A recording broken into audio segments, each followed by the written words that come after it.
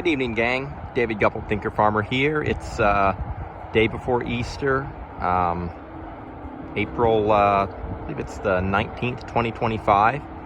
I'm actually off this weekend, but I wanted to go for a walk, stretch my legs, and I also wanted to do a YouTube video, and so I'm here at the Archwood Farms, and it's kind of the weekend paddock they're in, and we've got some hay unrolled here, and I kind of want to share what I would call a personally convicting isn't really the right word for it, but a personally thought-provoking message, and hopefully a fairly brief or short video. So first I need to establish the context for where we are right now. I'm going to go downhill a little, gang. We've still got a little wind today. So it's Easter came late this year, and April is traditionally your month of spring flush, and we haven't had spring flush yet this year. We have had I forget the exact count. We keep track of our rainfall. We've had between 6 and 8 inches of rain so far this year, which for the whole year, that puts us somewhere between 5 and 10 inches, give or take a little, in terms of less rain than we normally should have had. We had a really, really cold winter, and let's see, really a dry late winter and early spring so far. Not a lot of moisture. March, we didn't make any mud with the cattle herd, which was nice in a way, but the flip side of that is most farmers curse mud to their own detriment in March, because that water that you're getting in March is what you need for growth to take off in the spring. And I mean, if I just kneel down right here, this ground is dry. It's dry to my hands. So anyway, I don't know what the grazing season holds for us into the immediate future. Probably, I mean, we're starting this paddock that they're in. The pond field paddock is their first kind of spring paddock. We've got a number of paddocks that have enough grass, and we're ready to start our spring rotation, but it's probably going to be a slow spring rotation until we get more moisture. Hopefully we're not going into a serious drought this summer, but you know, you always kind of plan for the worst or expect the worst a little bit. You want to hope for the best, but we're either probably going to be looking at bale grazing during the summer season, destocking, or on the bright side, we have more ground for this stocker herd that we're going to be adding onto the farm. I don't know if y'all can see other side of that interstate. That's Haynesboro, which is some acreage we're adding to Archwood for the stocker herd. It needs animal impact. More on that in another video, but main thing I want to share for this video is about 2 weeks ago, we had about a week of stockpiled feed left, essentially paddocks that hadn't been grazed since the previous fall, that had just been stockpiled for winter. And our strategy for the spring essentially was to do all of our bale grazing last fall, feed all of our hay in the fall, and then graze stockpile all the way to spring flush for animal performance. And that was a great grazing plan.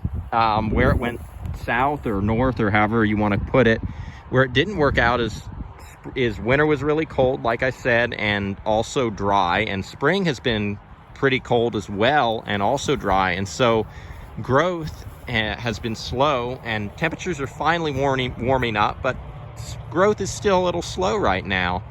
So when I was looking 2 weeks ago at that last week of stockpiled forage, that would have been a good time to say, do I need to feed a little more hay right now?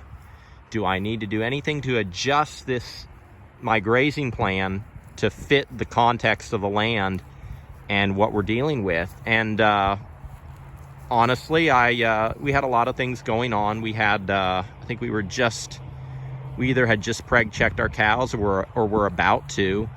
And we had a couple farmhands that had things happen in their lives, and they moved on. Had a new guy come on, great guy, and he is in training. And frankly, I was so busy, I did not do as much observing of the landscape as I really should have, to say, you know what, growth is slow enough that I need to change my grazing plan.